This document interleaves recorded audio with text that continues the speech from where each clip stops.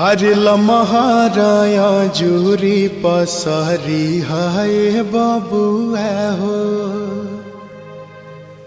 लमहर कुल परिवार है। लमहर बाटे तहरा पापा जी के नैया हो। लमहर कुल खानदान है। अरे लमहराया जूरी पसरी हाय बबुआ हो।